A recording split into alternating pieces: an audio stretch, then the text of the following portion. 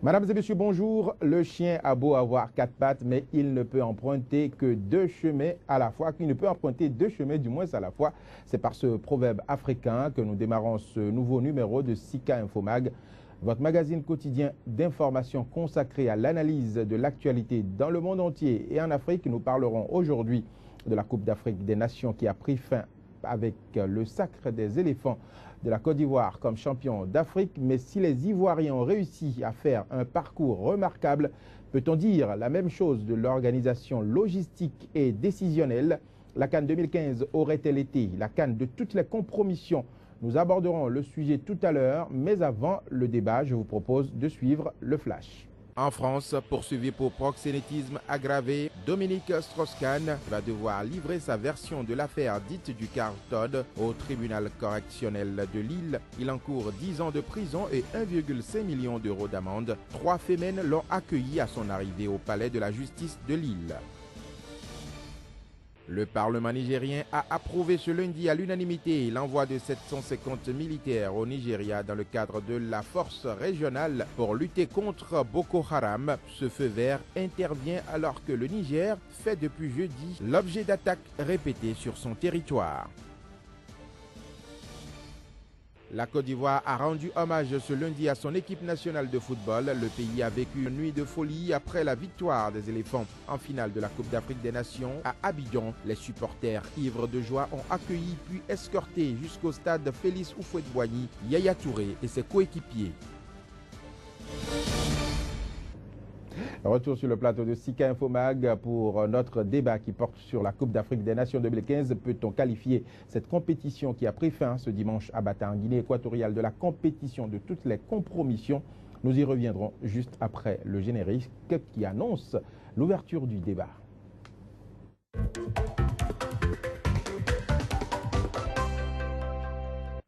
Pour débattre du sujet qui nous intéresse dans ce numéro de Sika Infomag, j'ai sur ce plateau 2 journalistes de la presse africaine. Il s'agit de Johannes Toanou, il est journaliste sportif.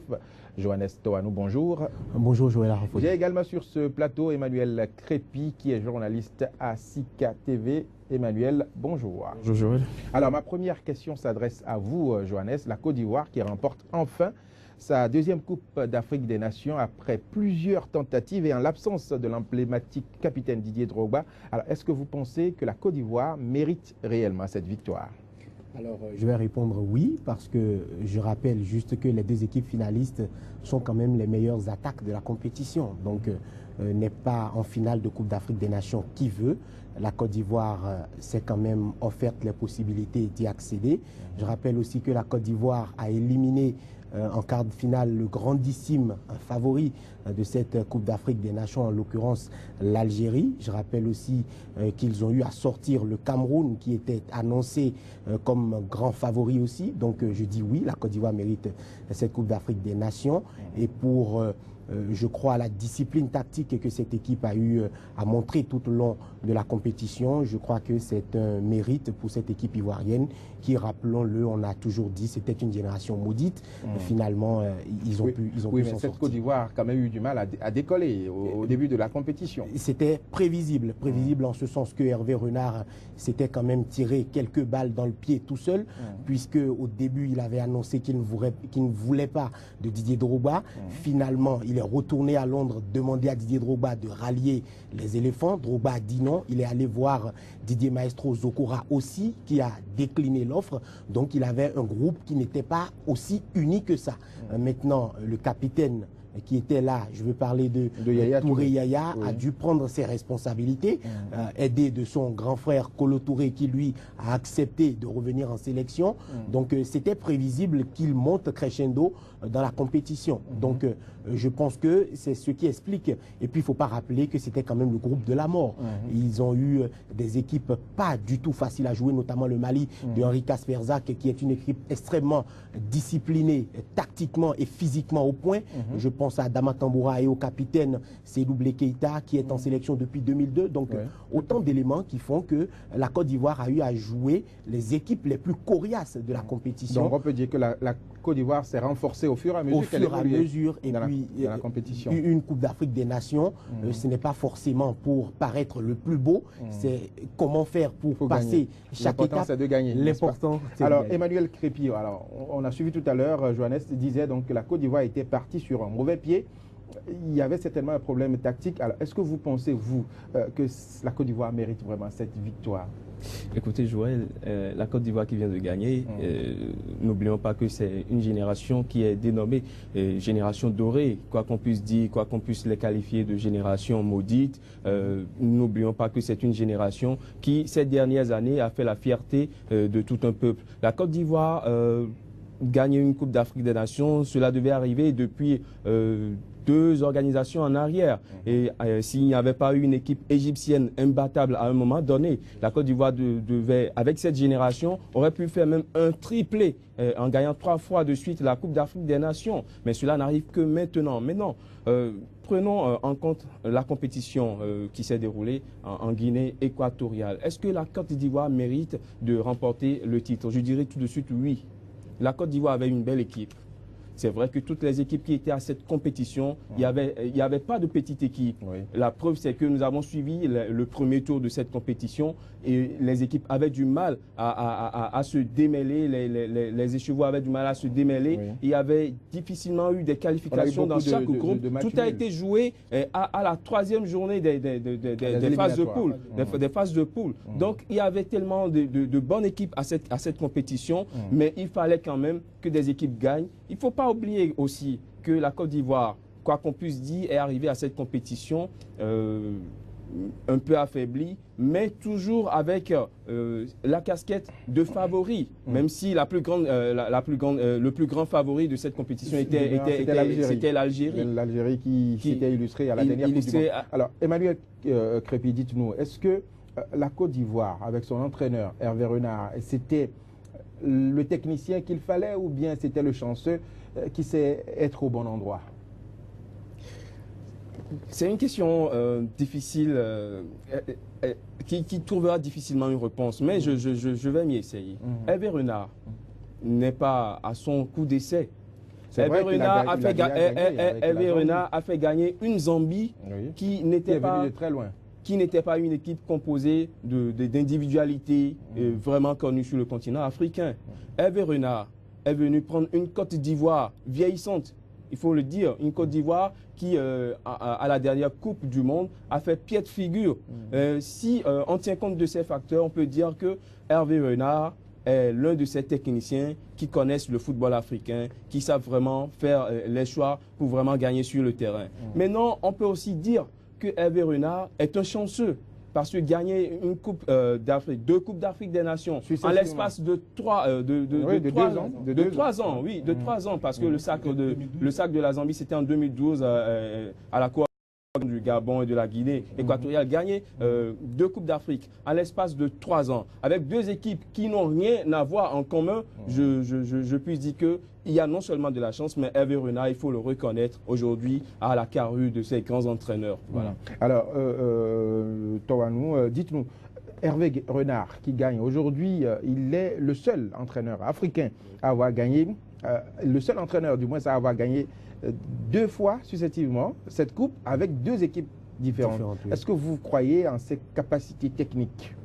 Alors, personnellement, je vais me mouiller. Hervé Renard, c'est un génie. C'est un génie dans sa propension à tirer le meilleur d'un groupe. J'ai vu la Côte d'Ivoire qui, quand même, lors des dernières campagnes et dernières Coupe d'Afrique des Nations, jouer un football offensif, essayer de procéder par un jeu chatoyant, fait de passes et un jeu vers l'avant. La Côte d'Ivoire, à cette phase finale de Coupe d'Afrique des Nations, a essayé de jouer long. On part depuis l'arrière, on met des transversales, on trouve Gervais Yaokwasi ou Max Alain Gradet dans les couloirs, et puis on envoie vers Wilfried Bony qui attaque. La Côte d'Ivoire n'a pas beaucoup marqué non plus. Hein. Ils n'ont pas beaucoup marqué, mais ils ont su marquer les buts importants. On a vu, ils ont cartonné l'Algérie, qui était quand même grandissime favori, 3-1, c'est pas rien. Voilà, donc cette Côte d'Ivoire-là, je pense que Renard, il faut lui tirer un coup de chapeau, parce qu'il est en train de faire ce que personne n'a jamais fait, c'est-à-dire gagner 2 Coupes d'Afrique des Nations avec 2 sélections différentes. Le seul qui en avait, c'est Chiata, l'Égyptien, qui en a gagné assez, mais uniquement avec l'Égypte. Donc, le mérite doit revenir à Renard. Il a quelque chose de plus, notamment quand on voit une fatidique séance des tirs au but, qui quand même tourne à l'avantage de la Côte d'Ivoire. Il a su mettre au bon moment Kopa Barry. Bien sûr. Bon, c'est plutôt la blessure de Sylvain Gbowô qui a favorisé Kopa Barry, qui finalement s'est révélé le sauveur. Il a été le porte-bonheur de la Côte d'Ivoire. Le sauveur de toute une nation. Il ne faut pas oublier que, vous savez, le football a de ces anecdotes-là. Kopa Barry, c'était l'homme le plus hué par la population ivoirienne. C'est cela le football. Bien sûr, et c'est ce Barry-là qui aujourd'hui devient le sauveur. Alors dites-moi, est-ce que vous pensez que le Ghana a démérité? Du tout. Le Ghana n'a pas démérité. Personnellement, je fais partie de ceux qui n'avaient pas misé un iota sur cette équipe ghanéenne depuis le début de la compétition, parce que je ne comprenais pas qu'on puisse faire venir un Israélien 2 à 3 semaines avant le début d'une phase finale de Coupe d'Afrique des Nations pour venir diriger une sélection ghanéenne. Mais il a réussi quand même à relever le défi. Il a réussi à relever le défi, mais il a eu le même problème que Renard, c'est-à-dire qu'il a appréhendé son équipe au fil de la compétition. On a vu le premier match où ils ont balbutié leur football, où ils ont été dominés par le Sénégal, mais après, Asamoah Gyan, qui souffrait de malaria, est revenu et a sauvé face à l'Algérie, et au fur et à mesure, on a vu que cet entraîneur-là, l'Israélien Avram Grant, a pris la mesure de son équipe qui était quand même diminuée de certains cadres. Et puis, au fil des matchs, ils ont compris le style de l'entraîneur et ils s'en sont sortis. Donc, quand vous perdez une finale au tir au but, on doit convenir, du moins que ce n'est pas forcément... ce n'est pas forcément le mérite qui est en jeu, mais il y a un quota chance qui a tourné. Oui, très rapidement. Je voudrais rajouter, les 2 équipes sur le terrain hier, lors de la finale, méritaient de gagner. L'une ou l'autre aurait remporté ce trophée qui aurait pas scandale. Qu'elle aurait mérité. Et je voudrais dire, je ne suis pas superstitieux. Parce que pour avoir eu l'avantage d'avoir 2 buts, c'est-à-dire les 2 premiers pénaltys ratés par la Côte d'Ivoire, le Ghana pouvait facilement gagner. Je ne voudrais pas être superstitieux, mais je puis vous dire que tout était préparé, tout était déjà prêt hier, tracé hier pour que la Côte d'Ivoire gagne ce trophée. Parce que en 92, l'histoire s'est répétée. Bien en 92, c'était le même scénario. C'était 0-0 à l'issue du temps réglementaire et les tirs au but, 11 tirs au but transformés par les Ivoiriens contre 10 pour les Ghanéens. Mais avant d'en arriver là, les Ivoiriens ont éliminé une équipe camerounaise. Bien sûr. Une équipe d'Algérie. Et cette fois-ci, cette année, c'est la même chose qu'on a connue. La Côte d'Ivoire a éliminé le Cameroun, la Côte d'Ivoire a éliminé l'Algérie et s'est retrouvée face au Ghana, 0-0 à la fin du temps réglementaire au tir au but. Je crois que le sort avait décidé avant même l'instant fatidique des tirs au but. Donc c'est l'histoire qui se répète. L'histoire s'est répétée. Alors très rapidement, Emmanuel Crépy, on a eu aussi au niveau de cette Coupe d'Afrique des Nations des contestations par rapport aux décisions de la CAF, entre autres contestations. C'est celle qui concerne la sanction infligée aux pays organisateurs au sujet du sursis accordé par rapport à la pagaille que nous avions vue au cours de la demi-finale face au Ghana.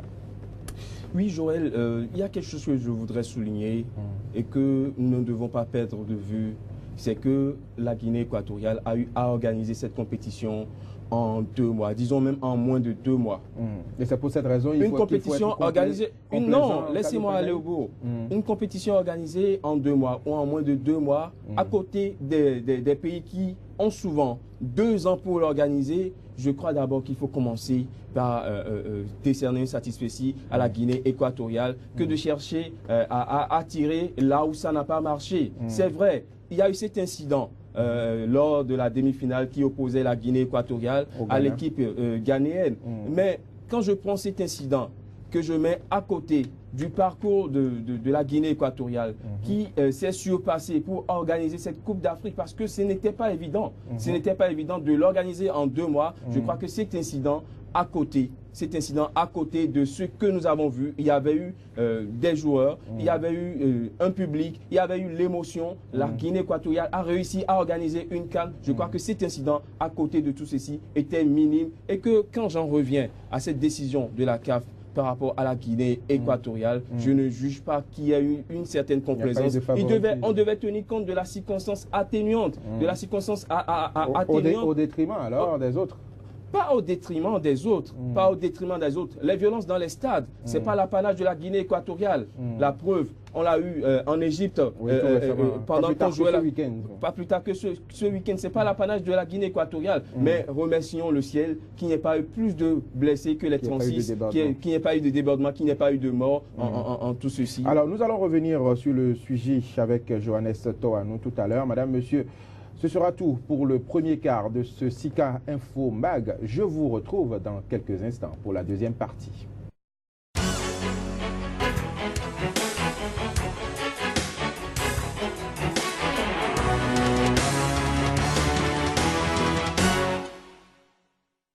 Vous êtes toujours sur Sika TV, vous suivez actuellement Sika Info Mag. Nous ouvrons à présent le deuxième quart consacré exclusivement à l'actualité économique. Voici le journal de l'économie.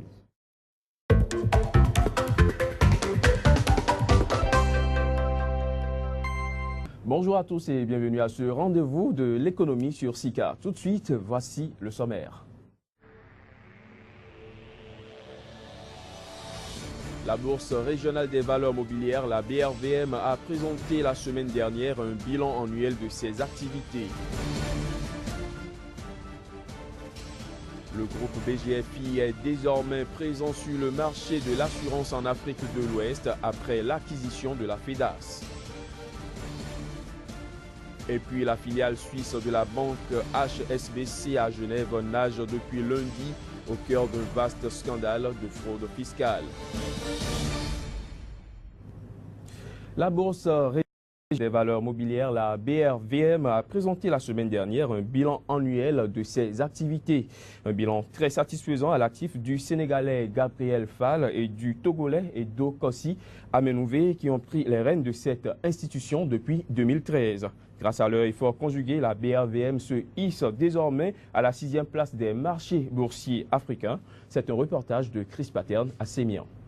Abidjan Plateau, sur cette rue communément appelée rue des Banques, flottent les drapeaux des 8 pays de l'Afrique de l'Ouest ayant en commun la bourse régionale des valeurs mobilières de l'UEMOA. Mobiliser des ressources pour la croissance de la région Afrique de l'Ouest, c'est l'objectif majeur de cette bourse qui compte aujourd'hui 38 sociétés sur le marché de la capitalisation boursière. Encore quelques mois pour atteindre le cap de 40 sociétés cotées. Un niveau de performance appréciable selon l'actuel directeur général, le Togolais Edo Kossi Amenouvé.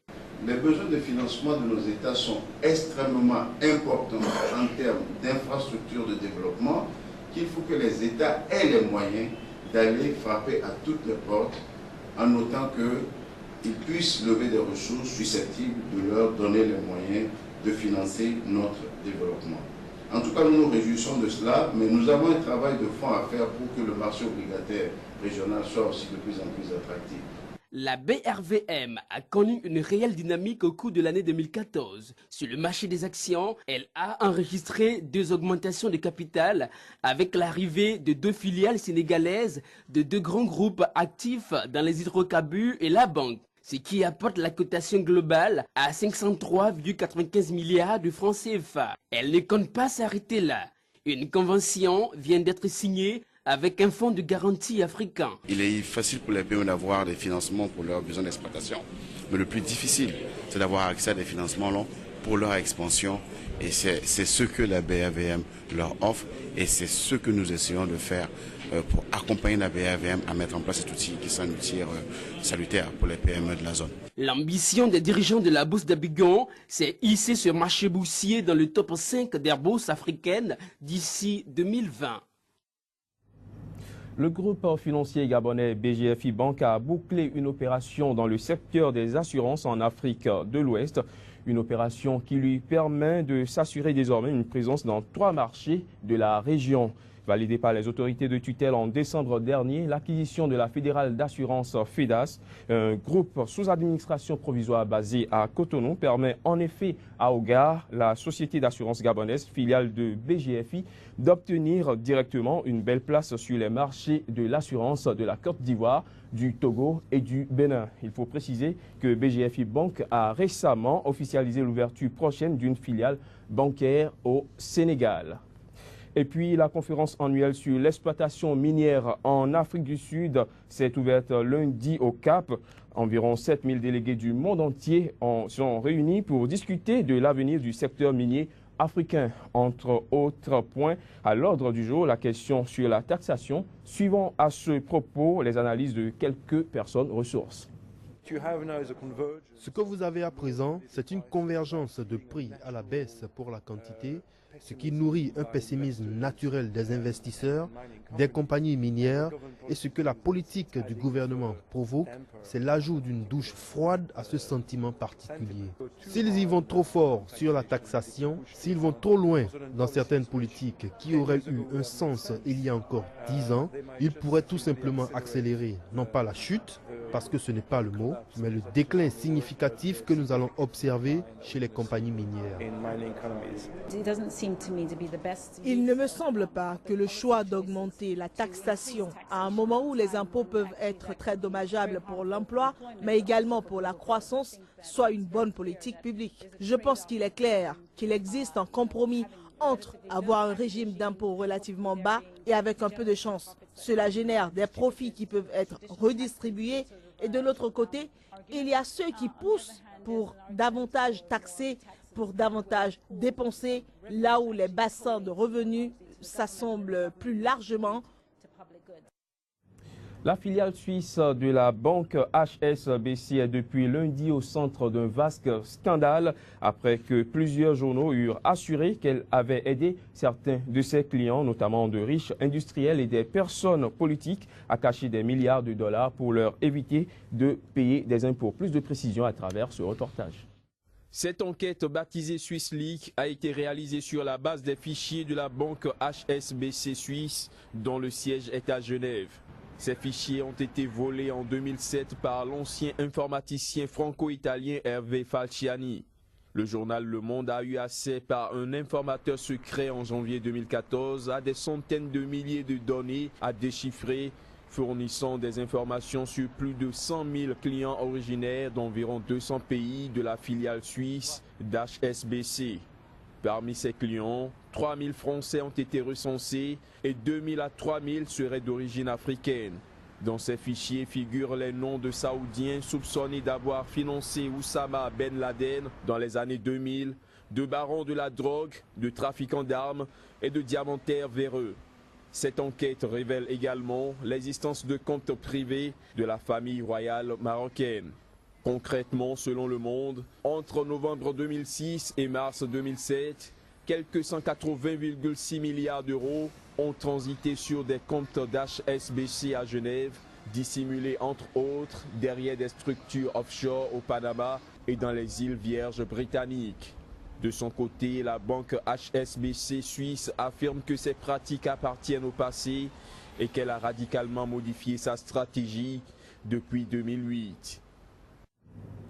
Puis à la suite de ce scandale, des voix se sont élevées en Suisse pour réclamer des poursuites contre HSBC Suisse, jusqu'ici épargné dans ce pays, alors que des enquêtes sont déjà ouvertes en Belgique et en France. Le ministre français des Finances, Michel Sapin, a jugé lundi qu'il fallait être intraitable avec les fraudeurs du passé, révélés par l'enquête de Swiss Leaks.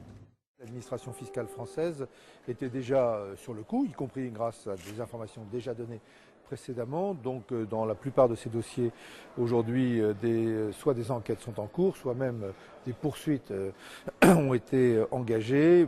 Beaucoup de procès sont ouverts ou vont ouvrir. Et de même que nous poursuivons la banque HSBC pour complicité dans ce domaine. Et là aussi, vous savez que la procédure est très avancée devant les tribunaux français. Techniquement, ça peut toujours se reproduire. Mais je pense que nous sommes passés dans une nouvelle période. Quand je vois le nombre de ceux qui régularisent leur situation depuis la Suisse ou ailleurs, mais là en l'occurrence beaucoup de la Suisse, qui veulent absolument déclarer leurs avoirs, qui viennent payer leurs impôts et les rappels correspondants, j'ai le sentiment que vraiment il y a maintenant un état d'esprit différent. Il faut solder le passé, il faut être intraitable avec les fraudeurs du passé, il faut être intraitable avec ceux qui ont aidé à la fraude, même parfois qui ont organisé la fraude, mais je crois qu'aujourd'hui, vraiment, l'état d'esprit est différent. Place à présent à notre invité du jour.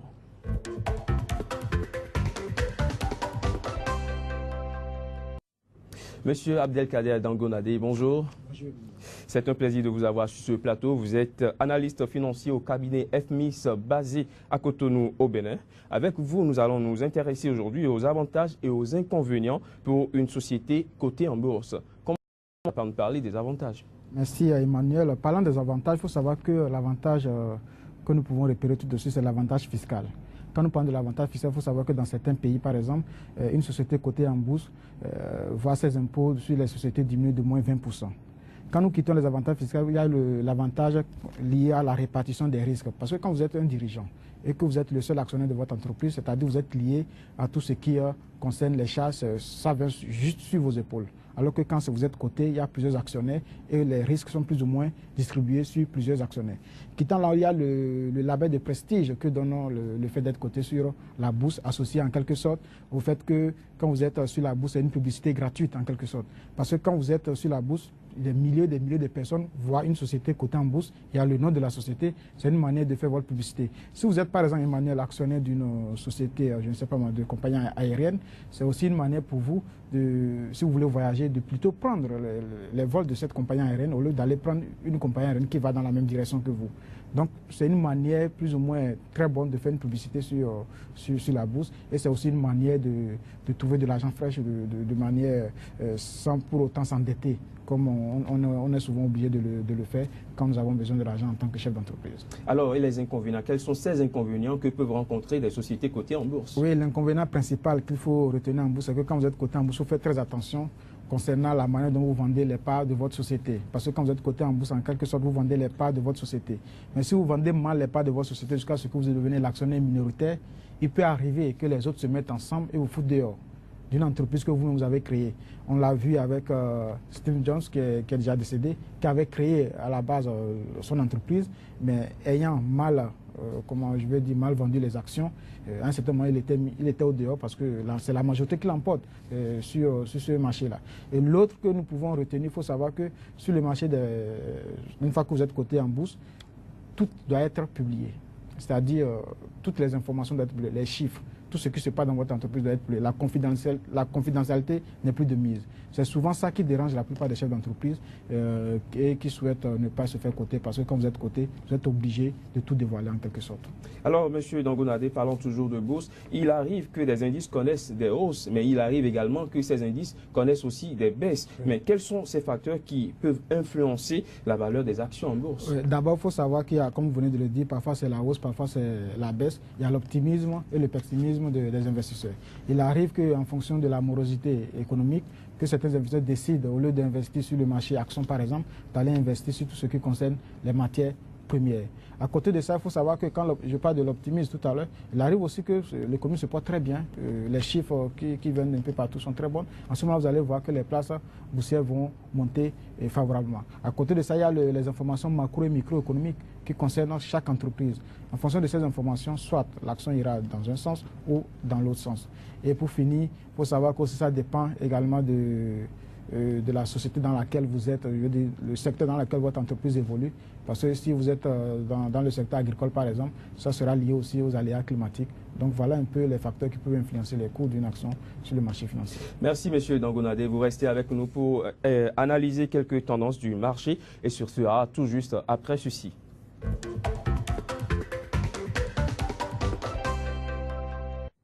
Alors, M. Dangonade, quelles sont les tendances du marché boursier que nous allons analyser aujourd'hui? Oui, aujourd'hui, on va s'intéresser au CAC 40. Il faut savoir que le CAC 40 était en hausse de plus 0,01%.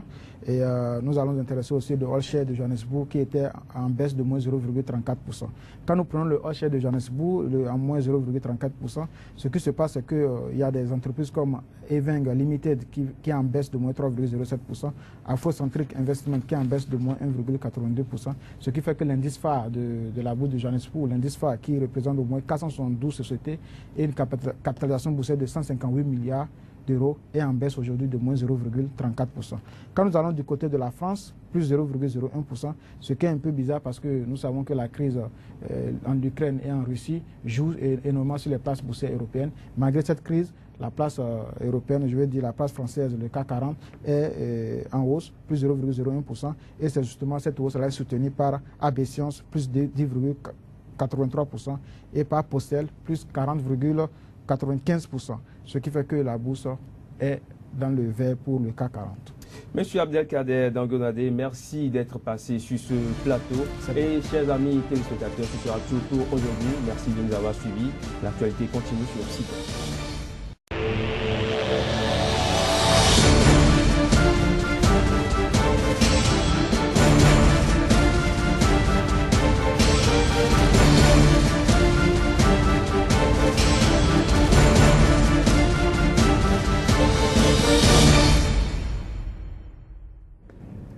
Merci de rester fidèle à Sika TV. Vous êtes sur Sika Infomag, la troisième partie de ce magazine consacré au décryptage des faits marquants dans le monde entier et sur le continent africain. Nous poursuivons avec le débat du jour qui porte sur la Coupe d'Afrique des Nations 2015. Peut-on qualifier cette 30e édition de cette CAN d'une compétition de toutes les compromissions? C'est le thème du débat du jour. Nous y reviendrons juste après le flash. En France, poursuivi pour proxénétisme aggravé, Dominique Strauss-Kahn va devoir livrer sa version de l'affaire dite du Carlton au tribunal correctionnel de Lille. Il encourt 10 ans de prison et 1,5 million d'euros d'amende. 3 Femmes l'ont accueilli à son arrivée au palais de la justice de Lille. Le Parlement nigérien a approuvé ce lundi à l'unanimité l'envoi de 750 militaires au Nigeria dans le cadre de la force régionale pour lutter contre Boko Haram. Ce feu vert intervient alors que le Niger fait depuis jeudi l'objet d'attaques répétées sur son territoire. La Côte d'Ivoire a rendu hommage ce lundi à son équipe nationale de football. Le pays a vécu une nuit de folie après la victoire des éléphants en finale de la Coupe d'Afrique des Nations à Abidjan. Les supporters ivres de joie ont accueilli puis escorté jusqu'au stade Félix Houphouët-Boigny Yaya Touré et ses coéquipiers.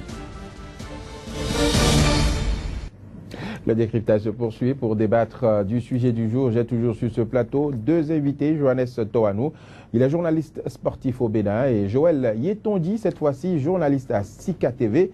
Mais avant de relancer les discussions, voici le générique.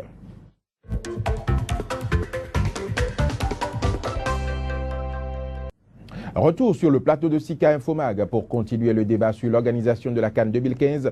Ma première question s'adresse à vous, Joël Yetonji. Après son refus d'organiser la CAN 2015 pour raison d'Ebola, le Maroc a écopé d'une sévère sanction, une suspension des 2 prochaines CAN et une amende de 1 million de dollars. Votre réaction par rapport à cette sanction? Ah oui, réaction, je l'aurais su de plein. Le premier en tant qu'amoureux du cuiron et le second en tant qu'observateur. En tant qu'amoureux du cuiron, je dirais oui, et ça me paraît en termes de sanctions trop lourd parce qu'on sait le football c'est suffisamment fédérateur, non seulement pour le pays mais aussi pour le continent. Vous savez, c'est la seule rencontre et ça ne s'organise actuellement qu'une fois l'an, où ça permet aux États de se rencontrer, de sceller les relations, même si aujourd'hui on en est encore à déplorer un peu les violences sur nos stades. Pour autant, la régularité à cette compétition, pour peu que les équipes sont aptes, c'est chose souhaitable. Mais rien que pour des situations que nous connaissons, qu'on en arrive là, je dis, pour l'amoureux du cuiron que je suis un peu malade. Maintenant, quand on observe de plus près les faits, à savoir que c'est pour des maladies, pour des cas de la maladie à virus Ebola, comme vous l'avez notifié, qu'on en est arrivé là. D'une propagation de ce virus. C'est vrai qu'un peu plus tôt, on a observé, on a vu le Maroc qui a organisé un certain nombre de compétitions quand même. Et que ce soit la raison qui a été avancée, c'est vrai qu'à un moment donné, on peut un peu douter. de la pertinence de cette raison avancée. Vous mais pensez qu'il y a une autre raison? Il pourrait bien, c'est possible. Parce qu'on ne comprend pas que... une raison sanitaire. Parce mais que Ebola, non, c'est là où j'en viens. On savait que le virus Ebola tuait. C'est la période, oui, c'est la période où le point le plus culminant du mal. Voilà, on avait atteint justement. Ça c'est vrai, mais c'est un peu ce que je suis en train de faire remarquer. Mais cela n'a pas empêché le Maroc d'accueillir un certain nombre de compétitions. Oui, une compétition réservée quand même au Maghreb, mais qui n'était pas étendue vers l'Afrique noire. C'est vrai, c'est vrai. Mais je dis une fois encore, ça, ce n'est pas un argument suffisant.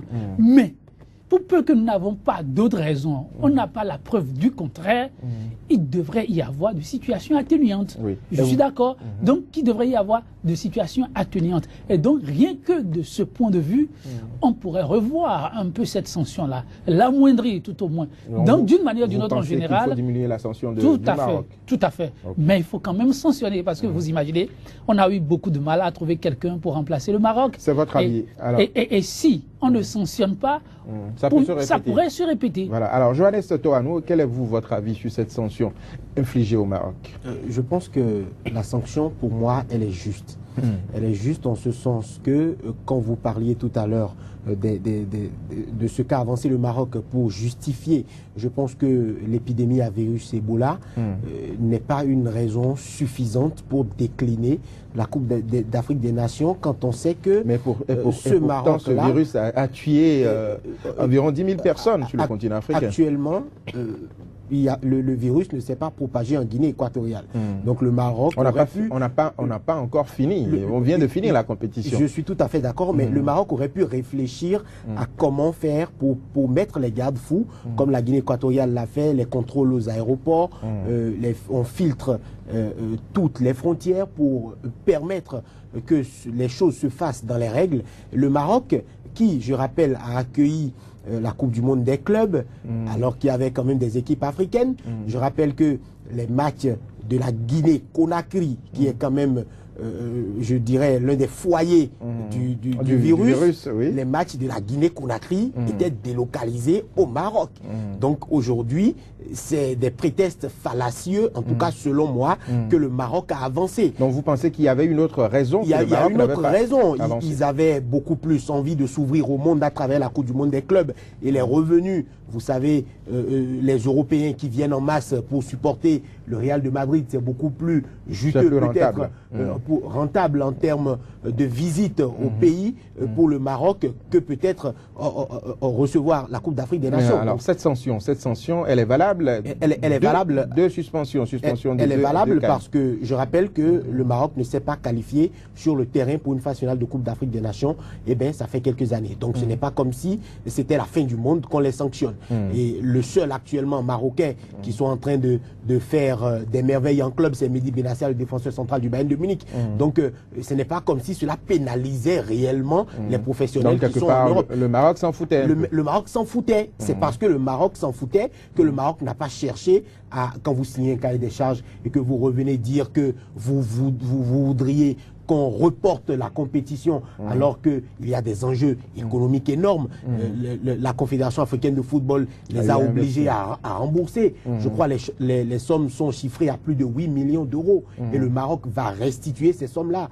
Parce que délocaliser une Coupe d'Afrique des Nations pour des raisons aussi simples, et cela a créé beaucoup de dommages du côté de la Confédération africaine de football. Alors, Johannes, parlant toujours donc, de sanctions à l'issue de la rencontre Guinée-Équatoriale, Tunisie, l'arbitre du match a écopé d'une suspension de 6 mois. Oui. Une sanction que le ministre tunisien des Sports a jugée complaisante et appelle les pays du Maghreb à se retirer de la CAF.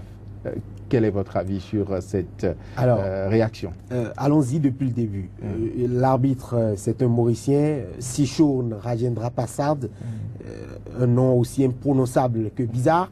Et cet arbitre-là, personnellement, j'étais énervé, hors de moi, en tant qu'amoureux du cuiron, quand je m'assieds devant un écran pour suivre un match, à voir que l'arbitre a tordu le cou à l'histoire et à la vérité, j'étais froissé. Donc vous pensez que l'arbitre aurait pu être manipulé? C'est possible. Maintenant, parce que c'est le pays organisateur. le pays organisateur, dans toutes les compétitions, depuis la nuit des temps, a toujours eu matière à se faire aider. Ça a toujours été comme ça. Le Brésil, face au Mexique, à la Coupe du Monde 2014, je rappelle les mêmes Tunisiens lors de la Coupe d'Afrique des Nations à domicile en 2004. Ils avaient eu aussi des largesses arbitrales face au Sénégal notamment. Donc aujourd'hui, qu'on me dise que c'est une raison suffisante pour demander aux pays maghrébins de quitter la CAF, moi je dis c'est des arguties. Il ne faut pas pousser le bouchon trop loin. Quand on prend, je dis, sur les 11 dernières années, ben, ce sont les Maghrébins qui ont remporté le plus de Coupes d'Afrique des Nations. Oui, mais que cela se suive juste après l'ascension du Maroc. On a eu la situation de la Tunisie. Est-ce qu'on n'a pas l'impression que c'est une situation contre les pays du Maghreb, la CAF? Du tout. Parce que je rappelle que d'autres pays ont été sanctionnés. Je rappelle le cas du Nigeria. Dans ce pays qui avait refusé, dans des conditions comme ça, de se plier à des directives de la CAF et qui a été exclu de toute compétition. Le Nigeria, ce n'est pas un pays d'Afrique du Nord.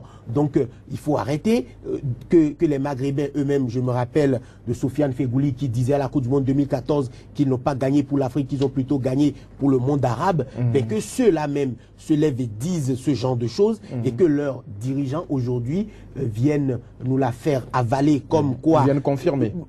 Ils confirment ce que eux-mêmes pensaient, ce que leurs propres joueurs disaient. Donc on ne peut pas aujourd'hui accuser les Noirs de racisme. On rappelle que des Noirs ont été battus en Tunisie suite à ce match-là en Guinée équatoriale. Ça n'a rien à voir avec le football. Johannes, nous allons prendre l'avis de Joël Yetondi. Alors parce que la Guinée a accepté, abriter la CAN, est-ce qu'il faut la laisser il faut soutenir la Guinée, la CAF? Est-ce que vous ne pensez pas qu'il y a eu une forme de favoritisme vis-à-vis de la Guinée équatoriale venant de la CAF? Je faisais certainement partie de ceux-là qui ont souri. On sourit pour la Guinée équatoriale simplement, qui était content pour la Guinée équatoriale. C'est vrai que c'était un peu regrettable le match, mais j'ai dit, ceux-là, ils ont fait le con. Et cela ne pouvait que leur arriver, ces Tunisiens-là. Si vous suivez bien ce match-là, c'était pas possible. Ils ont mené le match de bout en bout. Je veux parler de ces Tunisiens. Oui, ils ont permis, ils ont créé l'occasion. Malheureusement, on ne fait pas ça. Vous jouez contre un pays organisateur, vous prenez les dispositions, comprenez. Et comprenez. Non, c'était pas trop. C'était pas trop. Si c'était trop, non. C'était trop flagrant. Non, écoutez, je dis, c'est arrivé, mais c'est dommage. Ils l'ont occasionné. Je dis, je fais partie de ces rares, je suis d'accord, parce que j'ai suivi le match avec un certain nombre de personnes. Sa réaction, un peu comme la réaction que vous avez, c'est légitime. Même moi, je dis, ils ont fait le con. Ils ont créé l'occasion.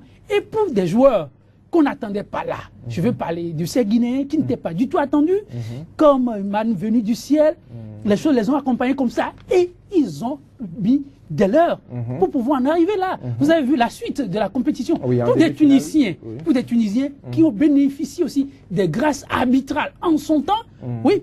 J'en ai ça, c'était tout à l'heure le cas du match face au Sénégal. On ne peut pas l'oublier. Que ce soit eux qui veulent donner aujourd'hui de leçons, que ce soit eux qui ont oublié que quand on est pays organisateur, on pourrait être dans un certain nombre de grâces et qu'ils jouent comme des enfants. Oui, c'est des choses qui arrivent. Ce n'est, écoutez, faisons attention. Il s'agit pas. Non, faisons attention. Il ne s'agit pas que de la CAN avec. Pour de grandes compétitions mondiales, on a déjà eu ça. Même à la Coupe du Monde, on peut citer des exemples. Donc je ne sais vraiment pas ce dont on parle. Et il faut voir ces joueurs par la suite. Ils ont continué pas à mettre le pressing qu'il faut. Et vous avez vu le second but? On ne peut rien y reprocher. Mais les Tunisiens se sont avoués tantôt vaincus, je pense, pour de grands professionnels qu'ils sont. C'est regrettable. Très rapidement, Joël Yetondi, nous sommes pratiquement à la fin de cette émission. Alors, comment est-ce que vous voyez l'avenir de la CAN et de la CAF elle-même? Aujourd'hui, Issa Hayatou qui ne veut pas partir. On a l'impression que dans le football, il n'y a pas la démocratie. C'est un problème d'ordre général. Hein. Là, au niveau de la CAF, moi, je prends cette institution comme un peu un État.